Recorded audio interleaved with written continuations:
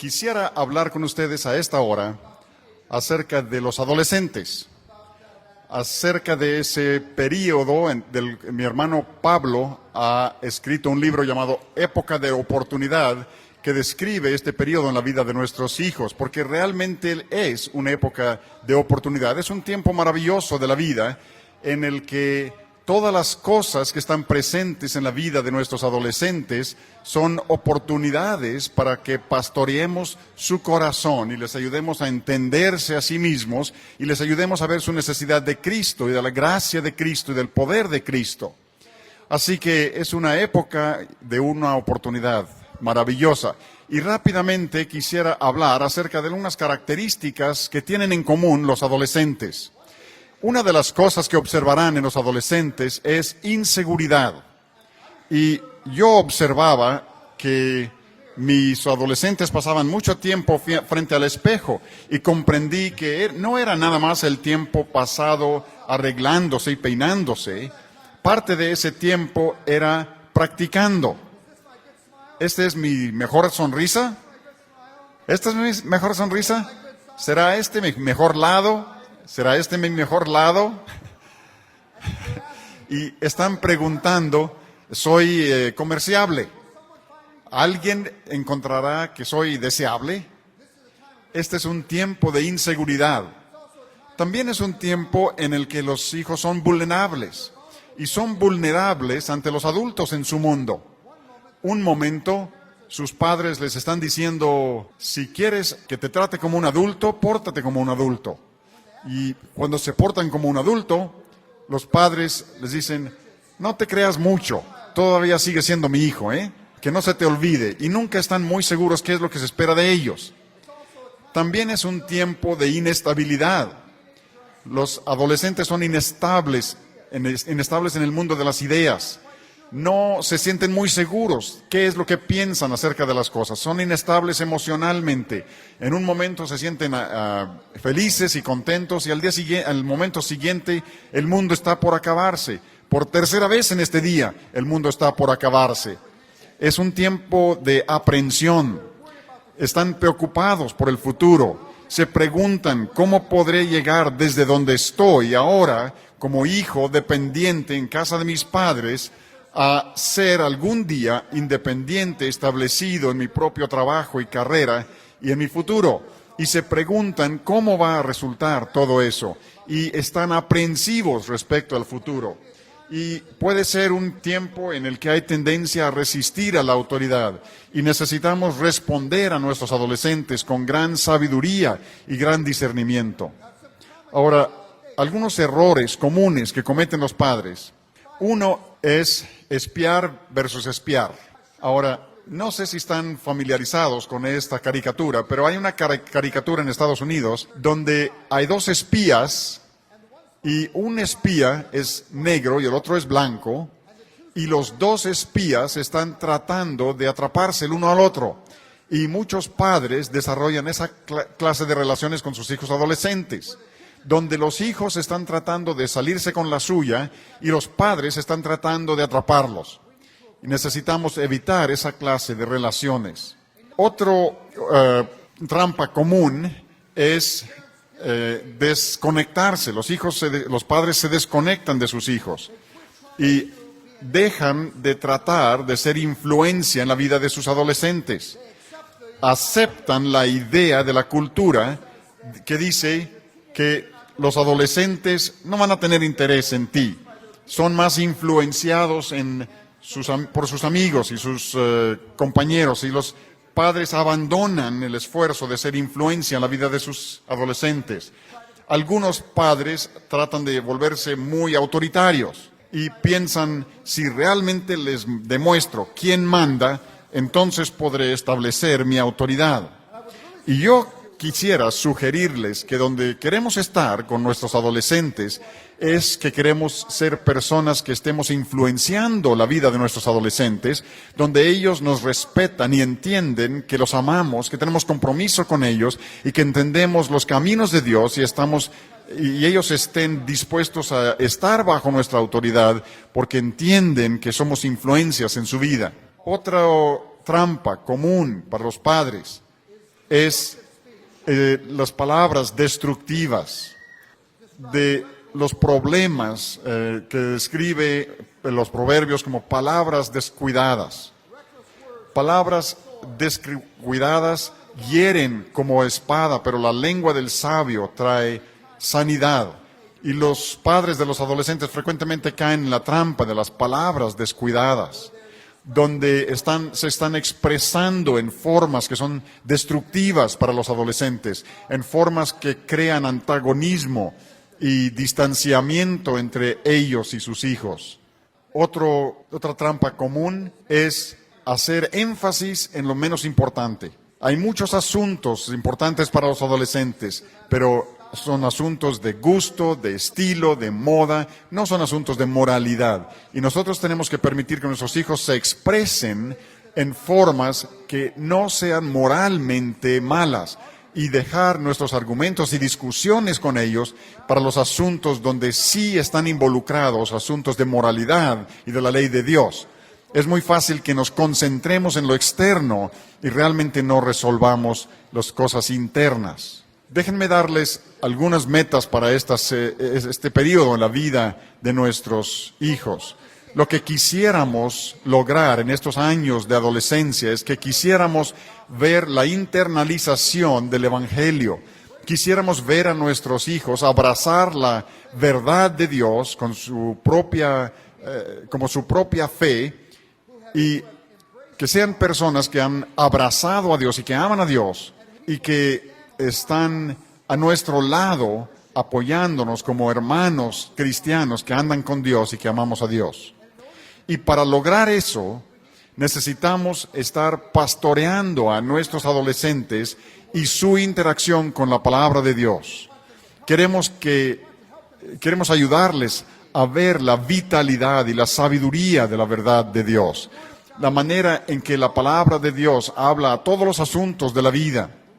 Queremos motivarlos a ver la vitalidad y lo robusto de la verdad cristiana. Déjenme darles una ilustración. Imagínense que su hija adolescente está platicando con sus hermanas menores en formas que no son amables, que son descorteses. Ahora, podrías solamente reprenderle, si quisieras hacerlo, podrías decirle algo así. Podrías decir: no quiero volverte a oír que hables así. ¿Y quién crees que eres tú? Tú no puedes hablarles así a tus hermanas. Pero si queremos realmente ayudarle a ver la sabiduría de los caminos de Dios y de la verdad de Dios, le podríamos llevar a un capítulo como Santiago capítulo 3. Y le podríamos decir: mira esta descripción de la conversación. Y los versículos 13 en adelante de Santiago 3, dice: ¿quién es sabio y entendido entre vosotros? Muestre por la buena conducta sus obras en sabia mansedumbre. Pero si tenéis celos amargos y contención en vuestro corazón, no os jactéis ni mintáis contra la verdad, porque esta sabiduría no es la que desciende de lo alto, sino terrenal, animal, diabólica. Porque donde hay celos y contención, ahí hay perturbación y toda obra perversa. Pero la sabiduría que es de lo alto es primeramente pura, después pacífica, amable, benigna, llena de misericordia y de buenos frutos, sin incertidumbre ni hipocresía. Y el fruto de justicia se siembra en paz para aquellos que hacen la paz. Podrían acercarse con su hija adolescente para decirle: mi amor, ponte a pensar, ¿qué refleja tu plática con tu hermana? ¿Refleja sabiduría de lo alto o sabiduría terrenal? ¿Refleja sabiduría que está llena de envidia y amargura y egoísmo y todo mal fruto? ¿O es sabiduría que es considerada y sumisa, llena de misericordia y de buenos frutos, imparcial y sincera? Y hay que ayudar a tus hijos a ver la sabiduría de los caminos de Dios y a abrazar la manera en que Dios se comunica y su verdad, y ayudarles a ver que la palabra de Dios habla a todos los asuntos de la vida. Cuando estamos pastoreando hijos adolescentes, tenemos que pastorearlos a través de esos periodos inevitables de duda. Cuando los hijos son muy pequeños, creen porque tú crees. Tú les dices acerca de Dios, tú les dices acerca de Jesús, tú les dices que Dios es el creador y creen las cosas que tú dices. Pero en algún momento de su desarrollo empiezan a luchar con asuntos de fe. ¿Realmente creo estas cosas porque mis papás me las enseñaron o los creo por mí mismo? Y necesitamos pastorearlos a través de esos periodos de duda. Necesitamos ayudarles a luchar con esas preguntas y ayudarles a llegar a ver la estabilidad y la fortaleza y solidez de la fe cristiana. Necesitamos pastorearlos con palabras amables que promueven el aprendizaje. Proverbios capítulo 16 habla de las palabras agradables. Salomón dice que las palabras amables son un panal de vida, dulces al paladar y de salud para el cuerpo, para el alma. Las palabras agradables promueven enseñanza. Necesitamos usarlas con nuestros hijos y pastorearlos con conversación que muestra respeto por ellos y que los llama hacia una relación con nosotros. Finalmente, lo que quisiéramos ver es que abracen la fe cristiana y se unan a nosotros como jóvenes que conocen la verdad de Dios y que aman la verdad de Dios, donde compartimos relaciones de mutualidad como personas que vivimos bajo el Señor. Ahora, quisiera darles 3 fundamentos para estos años de la adolescencia y todos proceden de Proverbios capítulo 1. Así que si quisieran abrir conmigo en Proverbios capítulo 1, tenemos ahí 3 fundamentos para nuestros adolescentes. El primero es el temor del Señor. El temor del Señor es el principio de la sabiduría, mas los insensatos desprecian la sabiduría y la enseñanza. El temor de Jehová. Ustedes y yo vivimos durante tiempos muy peligrosos para el Evangelio, porque el movimiento evangélico moderno ha reducido a Dios. Hemos hecho tanto énfasis en la amistad de Dios. Dios es nuestro amigo íntimo, es nuestro compañero, es nuestro amigo cercano. Hemos hecho énfasis en ese aspecto de Dios, pero hemos perdido de vista la trascendencia de Dios. Este es un Dios glorioso, es un Dios soberano, es un Dios poderoso, es un Dios de juicio, es un Dios severo, es un Dios que con quien no se puede jugar, es un Dios que es glorioso y poderoso y hemos de quedarnos asombrados delante de Él. El temor de Jehová es el principio de la sabiduría. Y yo creo que en el movimiento evangélico moderno hemos hecho énfasis con tanta insistencia en Dios como nuestro compañero y amigo que hemos perdido de vista la gloria de Dios. Incluso lo hemos hecho en nuestros cultos de adoración. Con tanta frecuencia, la adoración moderna más bien es como un espectáculo. Y no estamos conduciendo a las personas a ver la gloria de Dios, que Él es un Dios poderoso y soberano. Y los sabios se quedan asombrados delante de Él. Sus hijos desesperadamente necesitan aprender el temor del Señor, porque el temor del Señor es el principio de la sabiduría. Cuando mis hijos eran adolescentes, leíamos los profetas en nuestro culto familiar. Ahora, los profetas constituyen la tercera parte de su Biblia. Esa es una porción importante de la Biblia. Una tercera parte de la Biblia son los profetas. Háganse esta pregunta: ¿cuál es el mensaje de los profetas? El mensaje de los profetas es juicio, ¿no es así? Es los juicios de Dios, la soberanía de Dios. Es un Dios poderoso, un Dios con quien no se juega, que no juega con el pecado, el que no tolera el pecado, aquel que traerá su juicio justo sobre su pueblo y las naciones que los rodean. Es un Dios que incluso expulsará a su pueblo del pacto, de la tierra prometida, dejando solo un remanente, porque es un Dios santo, es un Dios que no tolerará el pecado. Nosotros Tenemos que darles a nuestros adolescentes ese panorama de Dios. Es un Dios soberano, poderoso, grande, es un juez justo de toda la tierra, y tú tendrás que comparecer delante de Él para dar cuentas de todo lo que has hecho en el cuerpo, y tú vas a dar cuenta de toda palabra ociosa que hayas hablado, y Él es un Dios santo con quien no se puede jugar. Los adolescentes deben entender el temor de Dios, porque el temor de Dios es el principio de la sabiduría. No hay sabiduría sin temor de Jehová. Muchas ocasiones en el culto familiar terminábamos de leer los profetas y leíamos estos relatos de los juicios justos de Dios contra Israel y contra las naciones que les rodeaban. Y terminábamos cerrando la Biblia y luego estábamos literalmente asombrados ante la visión de este Dios soberano y santo. Una noche terminamos nuestra lectura y uno de mis hijos volteó hacia mí y me dijo: papá, en lugar de llevar calcomanías en nuestros automóviles que digan sonríe, Dios te ama, debemos tener calcomanías que digan tiembla, Dios es un fuego consumidor. Le dije, tienes razón, porque Dios es un fuego consumidor. El temor de Dios es el principio de la sabiduría. Que tus adolescentes aprendan el temor de Dios. El segundo fundamento es recordar las palabras de tus padres. Oigan cómo lo expresa aquí Proverbios 1, versículos 8 y 9. Oye, hemos escuchado un mensaje maravilloso sobre un pasaje paralelo en el capítulo 6 anoche. Oye, hijo mío, la instrucción de tu padre, y no desprecies la dirección de tu madre, porque adorno de gracia serán a tu cabeza y collares a tu cuello.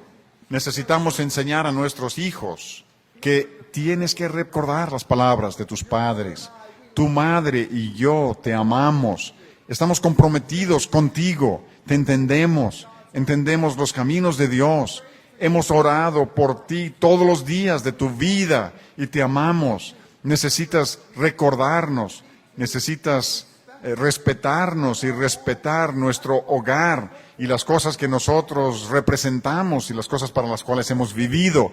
Y la tentación para ti como adolescente será apartarte con tus amigos y portarte de maneras tontas. Y esos amigos para los cuales te conducirás con necedad, ellos no te aman como te aman tus padres. Ellos no han orado por ti todos los días de tu vida. Pregúntales. Nosotros te amamos, estamos comprometidos contigo. No te alejes de nosotros. Ahora, eso pudiera parecerles una cosa muy egoísta, pero déjenme hacerles esta pregunta. Si tú no subrayas para tus hijos la importancia de recordar las palabras de sus padres, ¿quién se lo dirá? ¿La cultura se los hará ver? ¿El mundo les va a comunicar eso? ¿La televisión les comunicará eso? Tenemos que enfrentar el hecho, y es triste decirlo, que aún con frecuencia las personas que trabajan con movimientos de la juventud no les dirán eso a nuestros hijos. Los ministros de los jóvenes están apartando a nuestros hijos del hogar en lugar de volverlos al hogar. La señora Tripp estuvo con un grupo de jóvenes recientemente. Habían ido a una conferencia para líderes, para jóvenes cristianos, y el conferencista se paró a hablar. Y lo primero que dijo fue lo siguiente. Dijo: quiero que todos ustedes, los viejos, se vayan. Ustedes viejos pueden salir, porque yo voy a hablar aquí con los jóvenes y vamos a relacionarnos de una manera muy franca. Y ellos no serán francos conmigo si ustedes están aquí presentes. Así que todos los viejos se pueden salir. Así que todas las personas maduras, todas las personas con sabiduría, todas las personas con experiencia en la vida, se levantaron y se salieron. Todos, excepto la señora Tripp. Ella se quedó con sus jóvenes. Ella le escribió una carta después y le explicó por qué no se había salido. Y habló con los jóvenes acerca de por qué no había salido. Pero piensen en lo que este hombre había hecho. Aquí está este joven de apenas unos 25 años. En lugar de pararse ante estos jóvenes y decirles, miren a su alrededor, vean a la gente grande que los ha traído aquí, denle gracias a Dios por ellos, denle gracias a Dios por el amor que ellos tienen por ustedes, por el amor que ellos tienen por los caminos de Dios, denle gracias a Dios por el sacrificio que ellos han hecho poniendo su vida para enseñarles los caminos de Dios. Gloria a Dios por personas como estas que Él ha traído a sus vidas. Eso es lo que debió haber dicho, pero lo que dijo fue, todos ustedes viejos váyanse. Y el mensaje que está comunicando a estos jóvenes es que los mayores, esta gente que tiene interés en ellos y que les ama, no tienen importancia, que carecen de valor. Es un mensaje contrario a la palabra de Dios. Nosotros necesitamos enseñarles a nuestros hijos a recordar las palabras de sus padres. Tu padre y tu madre que te aman, que conocen los caminos de Dios, entendemos la verdad de Dios. Hemos puesto nuestra vida para ser padres de ustedes. No se alejen de nosotros así nada más. Necesitamos ayudarles a ver la importancia de recordar las palabras de sus padres. Tercero, necesitamos enseñar a los adolescentes a desasociarse de los perversos. Oigan el versículo 10 de Proverbios 1. Hijo mío, si los pecadores te quisieren engañar, no consientas. Mi hijo, si los pecadores te quisieran engañar, si te seducen, tus adolescentes enfrentarán seducción por los pecadores. Los pecadores van a seducirlos a toda clase de pecado. Los pecadores los van a querer engañar con el alcohol y seducirlos con drogas. Los seducirán a las perversiones sexuales. Los pecadores los seducirán a faltar el respeto a sus padres. Los seducirán a toda clase de mal y perversión. Van a enfrentar la seducción de los pecadores. Y nosotros necesitamos formar a nuestros hijos respecto a la manera de identificar esas personas peligrosas de las cuales debo huir y de quienes debo desasociarme. Quiero que piensen en esto también. Esos pecadores que seducen a sus hijos no serán ancianos con verrugas en la nariz tratando de seducir a sus hijos. Vengan acá. Los pecadores que seducen a sus hijos serán jóvenes como ellos mismos. Serán jóvenes de la iglesia. Serán jóvenes del barrio. Serán jóvenes que entran a sus casas. Jóvenes que entran y les dicen a ustedes, señor Tripp o señora Tripp, que les hablen a ustedes con respeto. Y sin embargo, están seduciendo a sus hijos hacia el mal. Y necesitas ayudar a tus hijos a adelantarse a esa seducción de los pecadores. Van a enfrentar la seducción por los pecadores. Mi hijo mío, si los pecadores te quisieran engañar, no consientas. Quiero que observen conmigo otra cosa. Queremos preguntarnos lo siguiente. ¿Cuál es la atracción de la seducción de los pecadores? ¿Por qué mis hijos quisieran asociarse con pecadores? Creo que este pasaje nos da algunas lecciones. Oigan estas palabras. Hijo mío, si los pecadores te quisieran engañar, no consientas. Si dijeren, ven con nosotros, pongamos acechanzas para derramar sangre, acechemos sin motivo al inocente, los tragaremos vivos como el Seol y enteros como los que caen en un abismo. Hallaremos riquezas de toda clase, llenaremos nuestras casas de despojos, echa tu suerte entre nosotros, tengamos todos una bolsa. Hijo mío, no andes en camino con ellos. ¿Cuál es la atracción de esta asociación con los pecadores? Es camaradería, es pertenecer. Recuerda con quién están tratando. Están tratando con un adolescente que se siente inseguro, un adolescente que es aprensivo respecto al futuro, un adolescente que desea encontrar aceptación y amor y está buscando a alguien que lo acepte y lo reciba.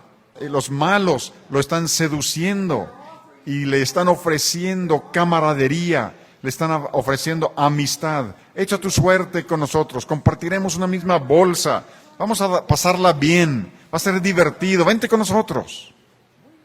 Necesitamos ser personas cuyos hogares sean lugares donde los adolescentes se sientan aceptados, donde estamos hablando con nuestros adolescentes, donde estamos pasando tiempo con nuestros adolescentes, donde estamos recibiéndolos y recibiendo a sus amigos y estemos dispuestos a pasar tiempo con ellos y a platicar con ellos, que amamos a nuestros adolescentes y amamos a sus amigos y que estemos dispuestos a extendernos hacia ellos.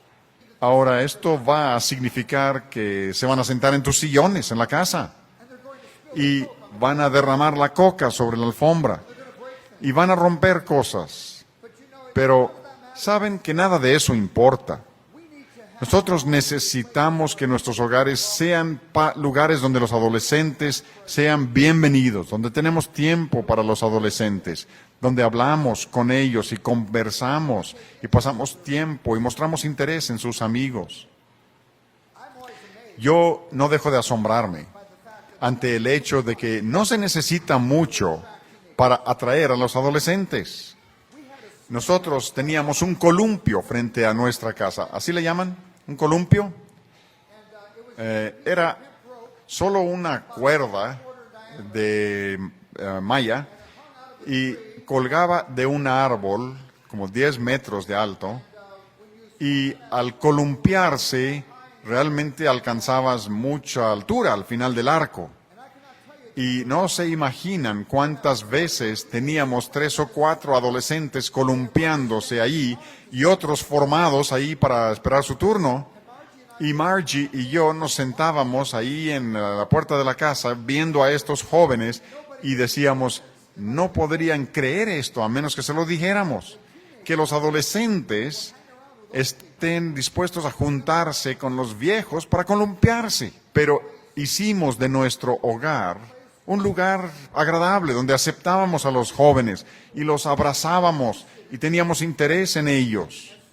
Así que motivábamos a nuestros hijos a traer a sus amigos a la casa y muchas veces teníamos la casa llena de jóvenes. Donde nosotros vivimos en Pensilvania, tenemos muchas nevadas. Estoy seguro que recibimos más nieve que lo que les cae aquí a ustedes. Un día íbamos saliendo de la iglesia el domingo en la mañana y había caído como 30 centímetros de nieve que se había acumulado sobre el suelo. Y sabíamos que nos esperaban todavía como 30 horas de nevada. Así que nos fuimos a casa. Nosotros vivimos fuera de la ciudad y al llegar a la entrada a nuestra casa, vimos jóvenes ahí en la cochera que andaban patinando en sus carros alrededor de la casa. Y le dije a Margie, ¿te das cuenta de lo que están haciendo estos jóvenes? Están regresando aquí para que se vean encerrados con nosotros por la nieve. Y eso fue lo que sucedió. Nos cayeron como 1 metro de nieve y durante los siguientes 2 días, y teníamos 18 jóvenes que pasaron 4 días ahí porque no podían salir por la nieve mientras no limpiaran los caminos.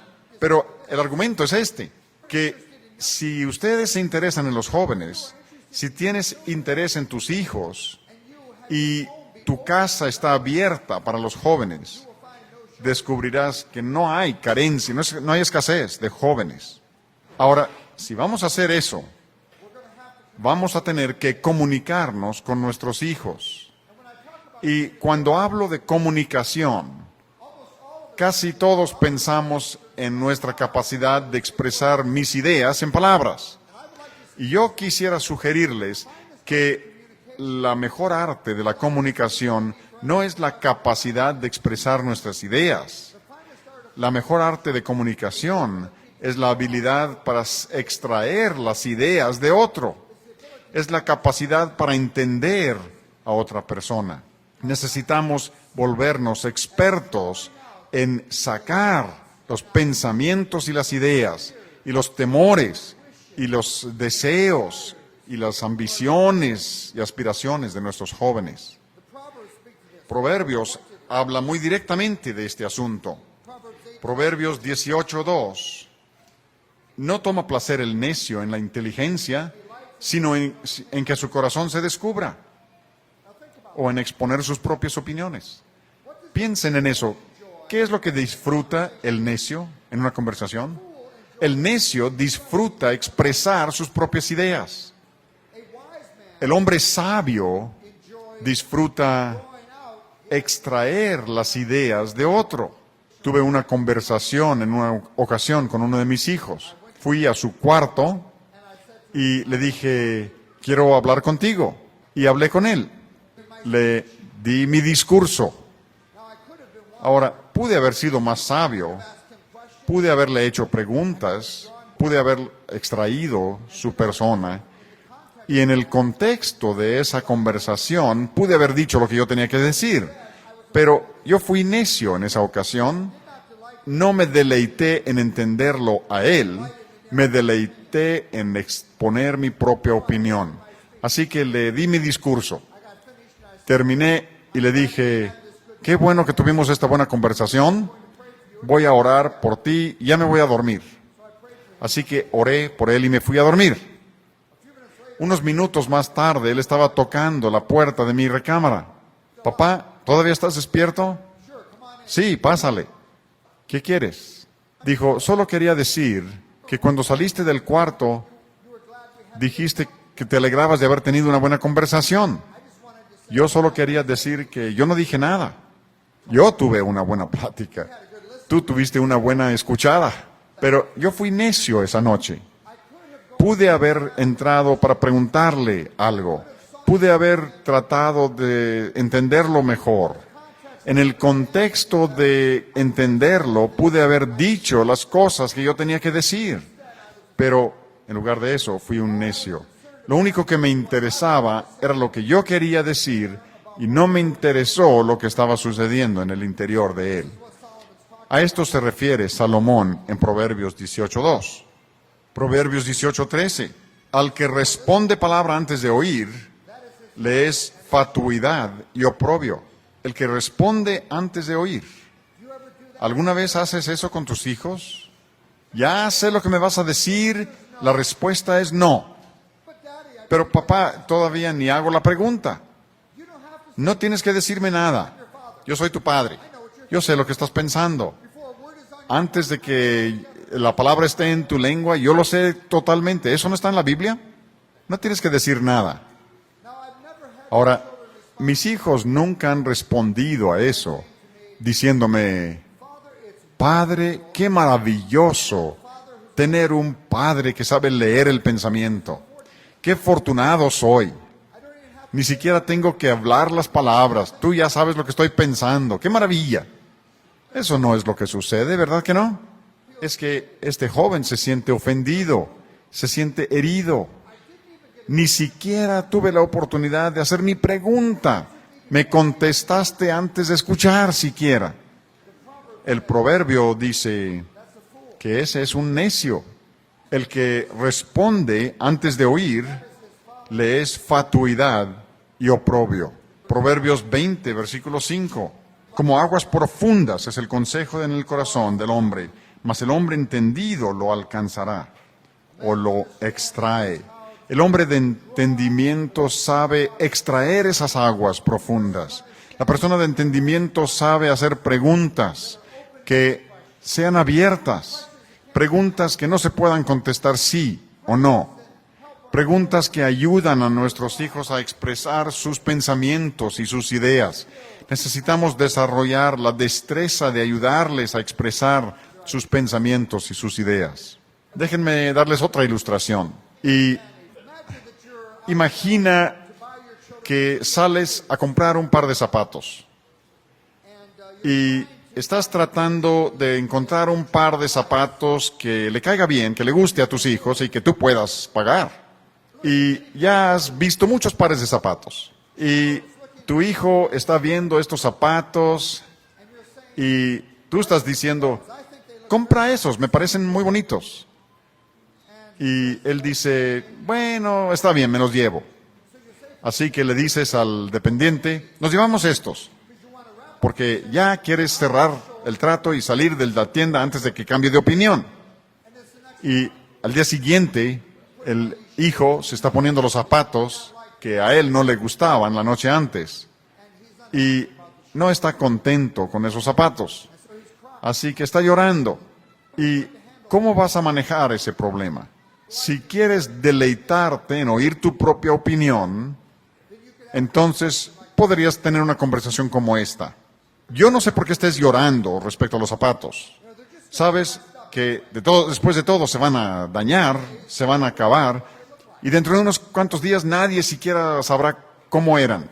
¿Qué diría tu amigo Pepe si le dijera que estabas llorando por los zapatos? No seas tan infantil. ¿Qué te importa lo que los otros piensen de tus zapatos? ¿Ellos son expertos en zapatos o qué? Y no tengo tiempo de invertir en estos zapatos. Yo tengo que ir a trabajar para ganar más dinero, para poder comprar más zapatos que a nadie le gustan. Ponte los zapatos y deja de neciar. Ahora, ¿me he comunicado? Pues lo que he hecho es que me he aislado de este hijo. Lo que él haga con su problema, yo no voy a ser parte de ello. Quizá vaya con su madre para tratar de conseguir que ella le compre otro par de zapatos. O posiblemente hable con sus hermanos y hermanas y diga, siento haberme burlado de ustedes cuando les compró esos zapatos la semana pasada, ahora sé cómo se sentían. O quizá hable con sus amigos y les diga, miren estos ridículos zapatos que me compró mi papá. Aborrezco estos zapatos. Mi papá es un tonto. Lo que él haga con el problema, yo no voy a ser parte, porque yo me he aislado de él. Ahora, ¿la Biblia habla de estos problemas? No lo van a encontrar bajo zapatos en la concordancia, pero la Biblia habla acerca de nuestra sensación de bienestar y cómo tener una sensación de bienestar que está relacionada con una buena relación con Dios. Colosenses 2 dice que toda la plenitud de la deidad habita en Jesucristo y Cristo está en vosotros. Ahora, mis adolescentes pudieran entender esa idea de que toda la plenitud de Dios está en Cristo y que si Cristo está en ellos, entonces ellos están bien, no por sus zapatos o por sus habilidades o por su presentación, sino que están bien por su relación con Dios. Eso es importante. Y sus adolescentes necesitan entender esas cosas, ¿no creen? Pero si yo tuve esta primera conversación, nunca podré llegar a esos asuntos importantes en relación con mi adolescente. Si quiero tener una conversación en la que yo me deleite en el entendimiento, podría haber tenido una conversación como esta. Le podría decir, estás molesto por tus zapatos, ¿verdad? Sí. No me pareció que te gustaran cuando los compramos anoche, pero no me querías decir, ¿verdad? No. ¿Qué es lo que no te gusta? Se ven ridículos. No sé a qué te refieres. Pepe dice que se ven ridículos. ¿Cuándo los vio Pepe? Los acabamos de comprar anoche. Pues mi amigo tenía un par así y los llevó a la escuela y Pepe dice que se ve ridículo. ¿Qué es lo que tienen de ridículo? Pues tienen una franja roja aquí atrás. Son zapatos del año pasado. Por eso solo cuestan $50. Ahora, ¿qué estás aprendiendo aquí? ¿Esto es valioso? Debes creer que es valioso. Si quieres entender a este hijo, debes entender esto. Y tienes que ayudar a este hijo a entender esta situación en un sentido bíblico. Quiero que piensen en esto de la siguiente manera. Piensen en la encarnación de nuestro Señor Jesucristo. Dios pudo haber permanecido allá en el cielo y pudo haber hablado a nosotros desde el cielo. Así lo hizo en Éxodo, ¿no? Habló desde la nube y desde el fuego y desde los truenos y desde los relámpagos. ¿Y qué dijo la gente? Por favor, ya no nos hables así. Mándanos a un profeta. ¿Y qué hace Dios? En la encarnación, Dios se acerca a la tierra y mora con nosotros. mora en un cuerpo como el tuyo y como el mío. Tiene verdadera carne, así como nuestra carne. Experimenta todas las cosas que la gente experimenta en esta tierra.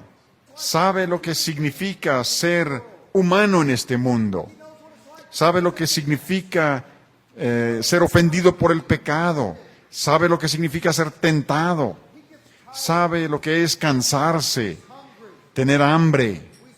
Lo vemos en el pozo de Jacob, en Juan 4. Cansado, sediento. Y dice a sus discípulos, ustedes vayan por la comida, yo voy a quedarme aquí sentado. Ahí fue donde conoció a la mujer samaritana. Jesús llora ante la tumba de Lázaro. Y es que Él experimenta la vida sobre esta tierra. Viene a la tierra y vive en el mismo mundo donde tú vives. Vive en la clase de cuerpo que nosotros habitamos. Y recuerden lo que dice el libro de los Hebreos acerca de Él.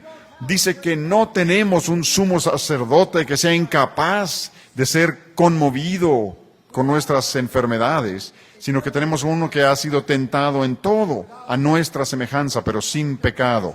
Y podemos acercarnos al trono de su gracia y encontrar gracia para el oportuno socorro. El Señor Jesucristo vino a esta tierra y vivió en este mundo. Experimentó todas las cosas que nosotros experimentamos. Ve el mundo a través de nuestros ojos, de modo que Él puede entendernos, para que Él pueda ser nuestro sumo sacerdote fiel y misericordioso. Y esa es la nota de triunfo y gozo en Hebreos capítulo 4. No tenemos un sacerdote, no tengamos un sacerdote incapaz de identificarse con nosotros. Tenemos uno que ha sido tentado como nosotros somos tentados. Tendría que decirles, hermanos y hermanas, para vergüenza mía, que muchas veces mis hijos han tenido un padre que no podía identificarse con sus debilidades. ¿Cuál es tu problema? A ver, supéralo. Ya no me lo platiques. Haz lo que te digo. Tenemos que acercarnos a nuestros hijos, que los entendamos, que veamos el mundo a través de sus ojos, de tal manera que podamos hablar la palabra de Dios, la verdad de Dios a ellos, como necesitan escucharlo para poder entender su vocación y su llamamiento delante de Dios. Creo que muchas veces reducimos nuestra comunicación a cosas esenciales como esta. Tenemos nuestras reglas, ahí les decimos a nuestros hijos qué es lo que permitimos y lo que no permitimos. Tenemos nuestra corrección, ahí les decimos que han violado las reglas, y tenemos nuestra disciplina, ahí es donde aseguramos que paguen el precio por desobedecer a las reglas. Y yo les sugeriría que hay muchas formas ricas de comunicación que van mucho más allá de reglas, corrección y disciplina. Nuestros hijos necesitan aliento, necesitan el aliento de saber que Dios se acerca al de corazón quebrantado, al contrito y al humillado, y donde han conocido humillación y fracaso, necesitan conocer la ayuda de Dios. Tenemos que alentarlos, necesitan corrección, necesitan que a veces pongamos la plomada y les digamos, mira, esta es la norma de Dios y tú estás corto para las normas de Dios. Necesitas conformarte a aquello a lo que Dios te ha llamado. Necesitan esa instrucción. A veces necesitan reprensión. No necesitan la reprensión todo el tiempo, pero a veces es apropiado reprenderlos. Lo que has dicho es malvado. No puedes desear muerte a tus hermanos y hermanas. Y necesitamos reprenderlos. Pero no puedes reprender cada vez que hablas. Necesitamos aprender a hablarles de maneras diferentes dependiendo de las necesidades diferentes que tengan en momentos diferentes. Pablo habla de esto en 2 Tesalonicenses capítulo 5, versículo 14. Dice, advierte a los ociosos, anima a los tímidos, ayuda a los débiles, porque hay diferentes tipos de comunicación para diferentes circunstancias. Hay que advertir al ocioso, él necesita una advertencia. Al tímido se le da aliento, al débil se le da ayuda. No hay que advertir al tímido. Si adviertes al tímido, lo aplastas. No ayudas al ocioso, él no necesita ayuda, él necesita una advertencia. Necesitamos que nuestra comunicación refleje la necesidad del momento.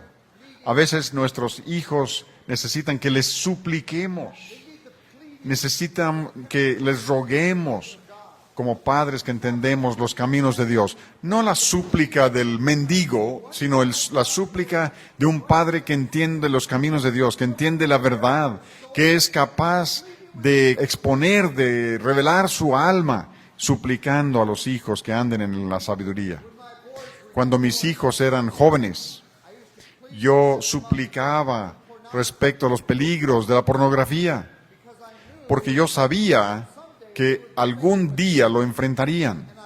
Y yo quería que ellos estuvieran advertidos de antemano y que aceptaran la exhortación de que la pornografía es destructiva y que destruiría su capacidad para disfrutar realmente de su matrimonio. Así que les supliqué, les rogué respecto a los peligros de la pornografía. ¿Saben lo que sucedió? Aceptaron la súplica. Uno de mis hijos fue a una universidad cristiana y aún en la universidad cristiana había jóvenes que estaban viendo cosas en sus videocaseteras que era pornográfico. Y él decidió que si ellos tienen el valor de ver esto en una universidad cristiana, yo tendré el valor de reprenderles. Así que él entraba al cuarto y les decía, lo que están haciendo es impiedad, es malo, es malvado, es reprensible delante de Dios. Y yo me niego a pasar como si nada estuviera sucediendo. Y luego se iba. Ahora, eso es bíblico, ¿no? ¿Recuerdan Efesios 5? Dice, no tenga nada que ver con los hechos infructuosos de las tinieblas, sino antes reprendedlas. Si más cristianos estuvieran reprendiendo las obras infructuosas de las tinieblas, quizá la gente impía no se pasearía tan impunemente en nuestra cultura. Cuando mi hijo y su esposa estaban a punto de casarse, las damas de la iglesia estaban contentas y felices de celebrar una reunión de despedida para la esposa de él, Daniela. Así que celebraron la despedida y ella le pidió a mi hijo, Aarón, que llegara al final de la despedida para ayudarle a abrir los últimos regalos. Así que estaban abriendo los últimos regalos y una de las damas de la iglesia, una dama de nuestra edad, había visto crecer a estos jóvenes desde que eran pequeños y ahora eran adultos. Y ella estaba tan feliz con el hecho de que se iban a casar. ¡Qué maravilloso! Aman a Dios, se aman entre sí, se van a casar, es maravilloso. Y dijo, Daniela, ¿por qué no le das a Aarón un abrazo? Y Daniela dijo, ¿no se me permite? ¿Cómo que no se te permite? ¿Quién no te lo permite? Pues Daniela y Aarón habían hecho un pacto entre sí de que no iban a involucrarse en un abrazo mientras no estuvieran casados, porque sabían que no podían tener abrazado el cuerpo de esta persona que aman contra su propio cuerpo sin que el cuerpo responda. Y nosotros queremos llegar a nuestro matrimonio con pureza. Así que vamos a esperar hasta que estemos casados para abrazarnos. Pues cuando tus hijos toman una decisión de esas y tienen 20 años, te da gran gozo. Porque no puedes imponerles eso de ninguna manera. Pero yo tendría que confesar que yo me preguntaba, yo espero que estén bien. Espero que tengan todos los deseos normales. No quiero tener un matrimonio frío. Nunca los vimos juntos después de casarse. Se casaron en julio y estaban estudiando en el estado de Idaho, que estaba como a 3,000 kilómetros de distancia. Así que empacaron todas sus cosas en la camionetita de Aaron y se fueron a Idaho. Así que no los vimos juntos después de la boda. No los vimos hasta la Navidad. Cuando vinieron a casa en tiempo de Navidad, estaban como hormigas cuando hay azúcar, en el dulce, uno con el otro. Y comprendimos que todo andaba bien. Pero el asunto es este. Los muchachos aceptaron mi súplica. No se puede suplicar cada vez que hables, pero hay ocasiones en que es apropiado suplicar a los hijos. Nuestros hijos necesitan instrucción, tienen vastas deficiencias de conocimiento, necesitan entender. Las hijas necesitan entender cómo piensan los muchachos y cómo responden. Los muchachos necesitan entender cómo piensan y cómo responden las muchachas. Los adolescentes desesperadamente necesitan enseñanza, necesitan advertencias. Los proverbios están llenos de advertencias. Necesitan escuchar las advertencias de la palabra de Dios. Necesitan que les enseñemos lecciones. Necesitan que oremos por ellos y que oremos con ellos. Hace un año, Margie y yo estuvimos en Israel y regresamos de Israel después de haber estado allá 3 semanas. Y nuestra hija, que tenía 28 años en ese tiempo, ella estaba feliz de encontrarnos en el aeropuerto y estaba muy contenta de vernos. Y mientras estuvimos fuera, ella había empezado a juntarse con un joven y él quería hablar con nosotros para pedir nuestro permiso y bendición sobre su cortejo con nuestra hija. Ahora, esto es una cosa maravillosa. Estos jóvenes ya tenían más de 20 años y obviamente podían haberse visto entre sí sin permiso nuestro, pero estaban mostrando gran respeto por nosotros y a nosotros nos encantó eso. Así que tuve una agradable conversación con ellos.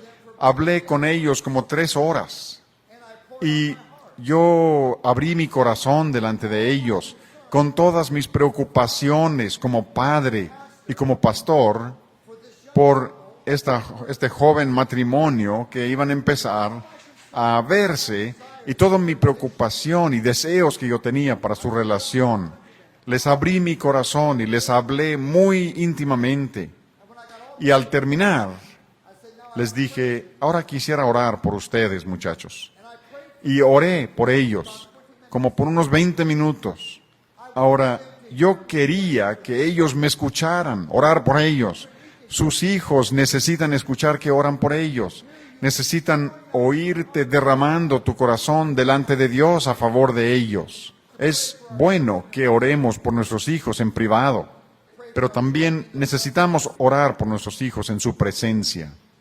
Y eso es lo que Jesús hace ante la tumba de Lázaro. Cuando Jesús está ahí orando al Padre, dice estas palabras. Es el versículo 41 de Juan 11. Padre, te doy gracias que me has escuchado. Y yo sé que siempre me oyes, pero he dicho estas cosas por los que están aquí, para que ellos crean.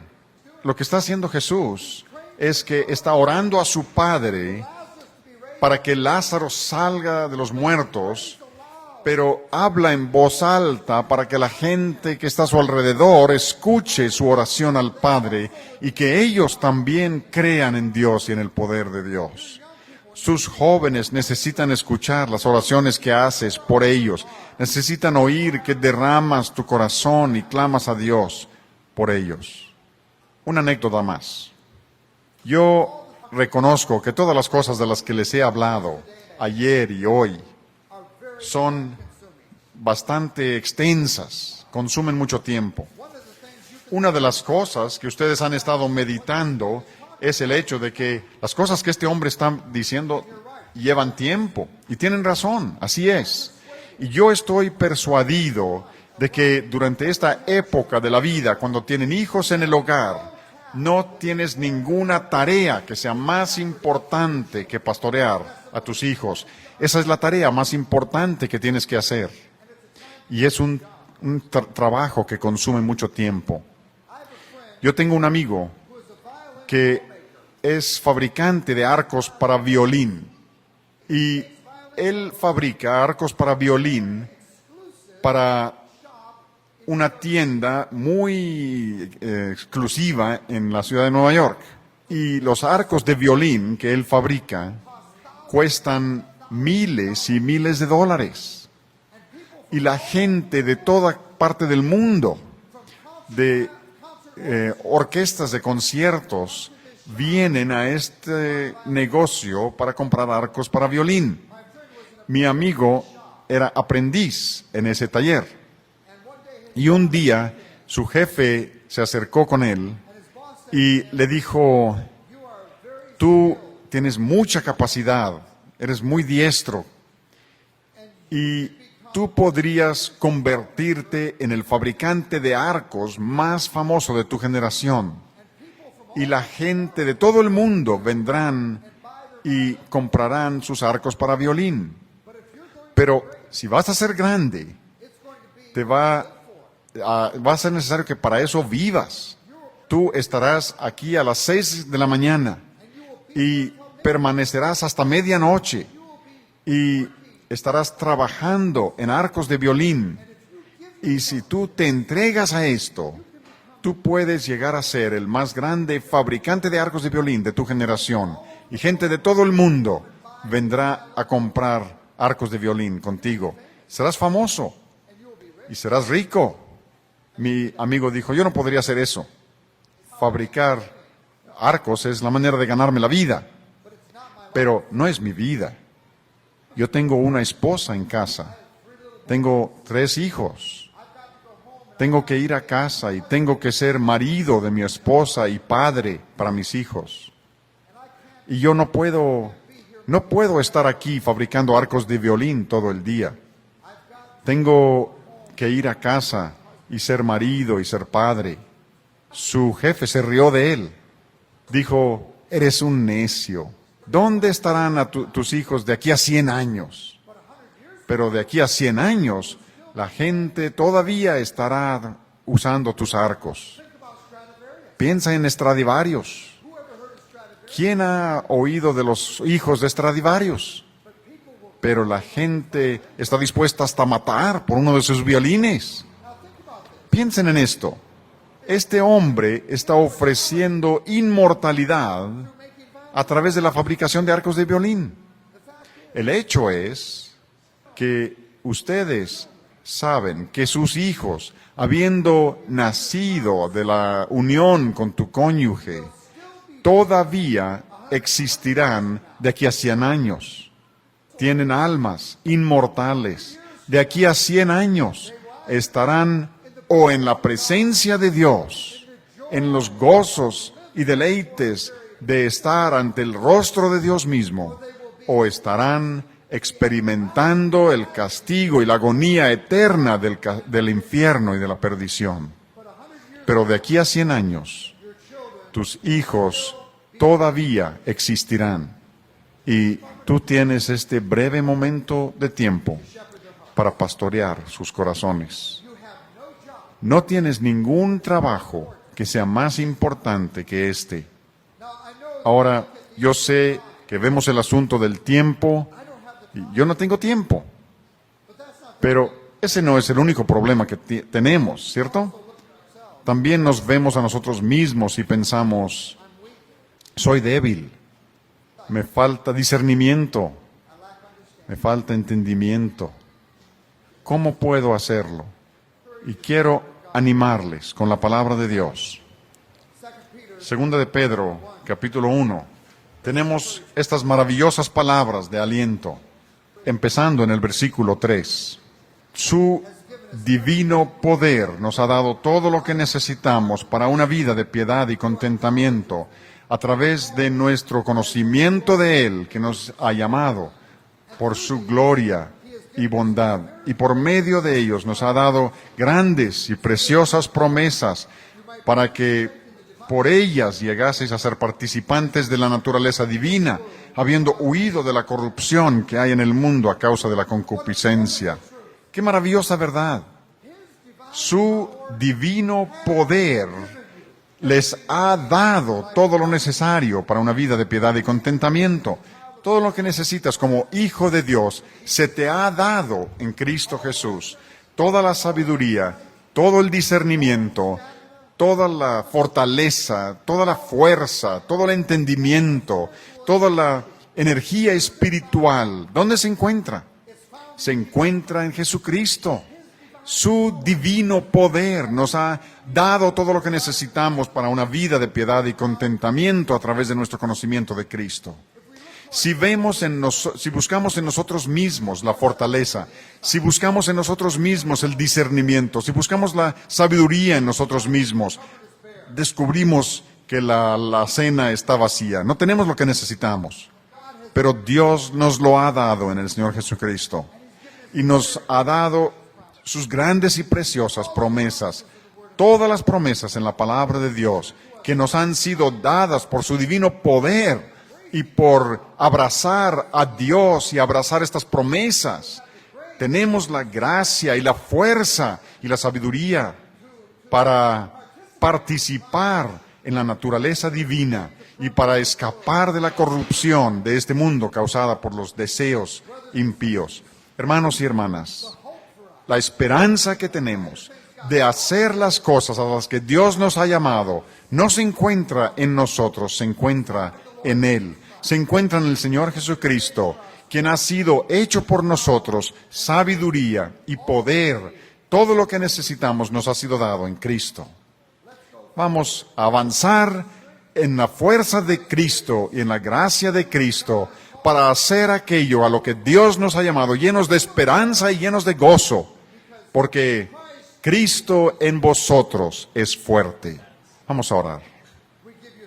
Te damos gracias, Dios nuestro, por tu enorme gracia y tu misericordia que nos ha sido dada en Cristo Jesús. Te agradecemos por la instrucción de tu palabra.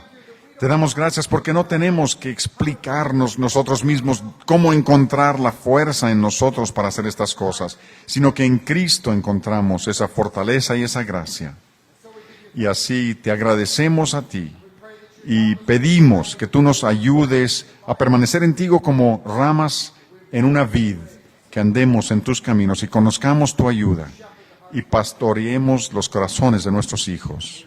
Lo pedimos en el nombre de Cristo. Amén.